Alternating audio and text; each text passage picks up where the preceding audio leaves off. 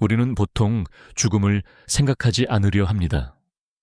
너무 멀게 느껴지거나 너무 무겁게 느껴지기 때문입니다. 하지만 톨스토이는 말합니다. 죽음을 이해하려는 순간 비로소 삶이 보이기 시작한다고요. 그렇다면 질문을 바꿔보겠습니다. 죽음은 정말 모든 것이 끝나는 순간일까요? 아니면 삶을 이해하게 만드는 가장 깊은 질문일까요? 오늘 우리는 그 질문에서부터 이야기를 시작해보려 합니다. 우리가 1편에서 이야기했던 내용은 인간의 깊은 자기인식이 물리적 신체를 초월할 수 있다는 점이었습니다. 이러한 심층적인 생각은 필연적으로 핵심 질문을 도출합니다. 그때 감지했던 선명한 내적 자각의 본질은 대체 어디서 비롯되는 것일까요? 대부분의 사람들은 개인의 인지적 경험이 오로지 두개골 안에 한정된다고 전제합니다. 우리의 생각, 감각, 그리고 나라고 느끼는 정체성 모두가 신경 시스템 내부에 기록되어 있다고 흔히 믿습니다. 하지만 과연 그러한지에 대해 근본적인 의문을 던져봅니다. 이 순간 우리는 이 중대한 물음에 관해 깊이 고찰해 볼 것입니다. 우리가 깨닫는 모든 것이 정말로 오직 두뇌 속에만 자리하고 있을까요? 먼저 우리 주변에서 찾아볼 수 있는 흥미로운 현상들부터 살펴보겠습니다. 어떤 사람들은 신체적으로 심각한 손상을 입거나 엄청난 심리적 충격을 경험하기도 합니다. 그 결과 예상치 못한 양상들이 관찰되기 시작합니다. 오랜 기간 익숙했던 기술은 온전히 유지하지만 최근의 중요한 경험들은 전혀 떠올리지 못하는 경우가 있습니다. 특정 학습된 능력은 발휘되지만 가까운 인간관계의 기억은 상실되는 일도 발생합니다. 심지어 개인의 본질적 성향이 완전히 뒤바뀌는 경우도 있습니다. 평소 침착했던 인물이 갑자기 격렬하게 반응하는 식으로 말이죠. 이러한 일화들은 단순한 이야기가 아닙니다. 수많은 임상보고서에 실증적인 사례로 기록되어 있습니다. 이 시점에서 하나의 중대한 질문이 떠오릅니다. 만약 모든 정신활동과 기억이 두뇌 속에 저장된 파일이라면 어째서 특정 정보만 선택적으로 사라지거나 변형되는 것일까요? 전 세계적인 논의를 촉발했던 하나의 역사적인 사건이 존재합니다. 오래전 한 인물이 예기치 못한 사고로 머리에 큰 충격을 받았습니다. 놀랍게도 그는 생명을 유지했습니다. 이전의 기억을 가지고 있었고 타인과 원활히 소통했으며 기본적인 직무도 수행할 수 있었습니다. 그러나 그의 내면적 특성은 사고 이전과는 확연히 달라졌습니다. 이전에는 신중하고 성실했던 그가 이제는 충동적이고 사소한 일에도 크게 동요하는 인물로 변화했습니다. 당대 의학계는 즉각을 내렸습니다.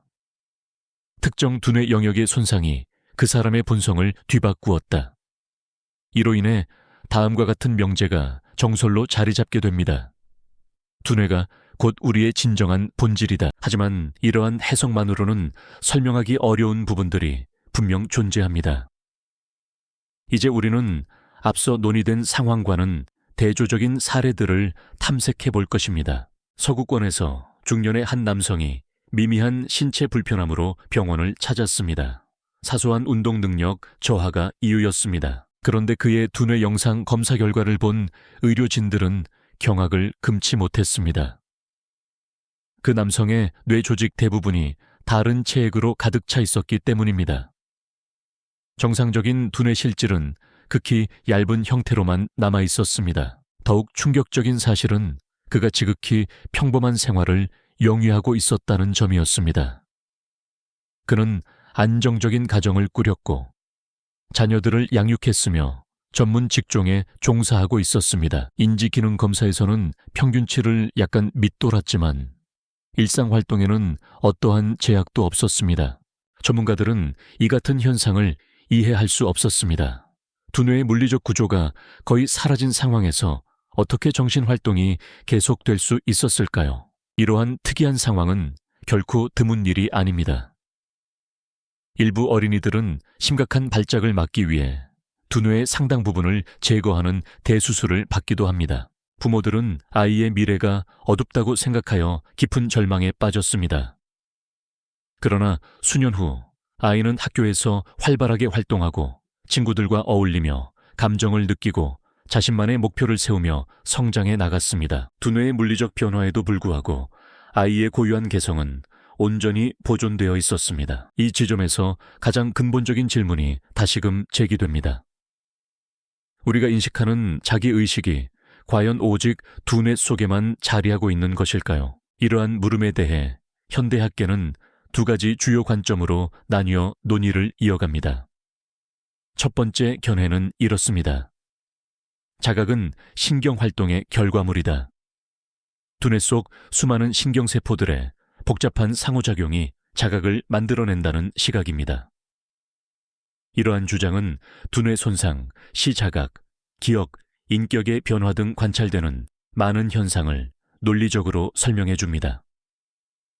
따라서 이 관점은 오랫동안 주요 이론으로 받아들여져 왔습니다. 그러나 최근 들어 새로운 주장이 설득력을 얻고 있습니다. 두뇌는 자각을 보관하는 장소가 아니라 오히려 자각의 작동 방식을 조절하는 도구일 수 있다. 이러한 발상을 보다 쉽게 이해하기 위해 하나의 설명을 들어보겠습니다. 우리가 사용하는 무선 통신 기기를 상상해 보세요. 정보는 기기 내부에 저장된 것처럼 느껴집니다. 그러나 실제로는 외부 클라우드 서버에 존재한다면 기기가 손상되어도 그 정보는 소실되지 않습니다. 그 기기는 정보를 담는 용기가 아니라 외부 자원에 연결하는 연결점일 수 있는 것입니다. 이 설명을 우리의 정신활동에 적용해보면 다음과 같은 물음을 던질 수 있습니다. 두뇌는 정신을 생산하는 공장이 아니라 광범위한 정신 영역에 접속하는 경로일지도 모른다. 이와 같은 깊은 통찰을 이미 오래전부터 제시했던 성우자가 있습니다. 그는 이렇게 주장했습니다. 두뇌는 정신적 경험을 발생시키는 기관이라기보다는 오히려 그것을 걸러내고 특정한 형태로 드러나게 하는 장치일 수 있다. 이 관점은 처음에는 낯설게 다가올 수 있습니다. 하지만 우리가 방금 논의했던 여러 상황들을 다시 떠올려 보면 그 의미가 더욱 명확해질 것입니다. 두뇌 손상 이후에도 고유한 인격적 특성을 유지했던 사람들, 두뇌의 상당 부분이 제거되었음에도 본질적인 자아를 간직했던 아이들. 만약 두뇌가 정보를 담는 저장소가 아니라 그 흐름을 조절하는 필터였다면 이러한 현상들은 훨씬 더 설득력 있게 설명될 수 있습니다. 이와 관련하여 매우 흥미로운 최신 연구 결과가 존재합니다. 바로 인지상태 변화에 대한 탐구입니다. 2010년대 이후 특정 인지 활성 물질을 연구하던 과학자들은 놀라운 사실을 발견했습니다. 실험 참여자들이 의식이 놀랍도록 확장되었다고 보고할 때 그들의 두뇌 특정 부위 활동은 증가하지 않았습니다. 오히려 줄어드는 경향을 보였습니다. 특히 기본 상태 네트워크라고 불리는 두뇌 영역의 활성도가 현저히 감소했습니다. 그럼에도 불구하고 참여자들은 다음과 같이 진술했습니다. 훨씬 더 넓은 영역을 인지했다. 개인의 한계가 사라지는 경험을 했다. 모든 존재가 긴밀하게 연결되어 있다는 감각을 받았다. 이는 통상적인 이해와는 대조되는 결과입니다. 두뇌 활동이 줄었음에도 인지적 체험은 오히려 더욱 심화되었기 때문입니다. 이러한 연구를 이끌었던 저명한 신경과학자는 다음과 같이 언급했습니다. 두뇌는 정신현상을 만들어내기보다는 그것을 조절하고 특정 범위로 한정하는 역할을 할 수도 있다. 이제 우리의 탐구는 더욱 심원해집니다. 만약 우리가 경험하는 정신활동이 두뇌 안에 기록된 정보라면 왜 두뇌 기능이 저하될 때 그러한 경험이 오히려 증폭되는 것일까요? 또한 우리는 이전에 논의했던 내용으로 다시 돌아가 볼 필요가 있습니다. 생체 기능이 일시적으로 멈췄던 이들의 경우 두뇌 기능이 급격히 약해졌음에도 불구하고 그들은 이렇게 증언합니다. 그 순간이 훨씬 선명하게 기억된다. 그때 비로소 진정한 나를 느꼈다. 두뇌가 단순한 기록 장소라면 이러한 현상은 이해하기 어렵습니다.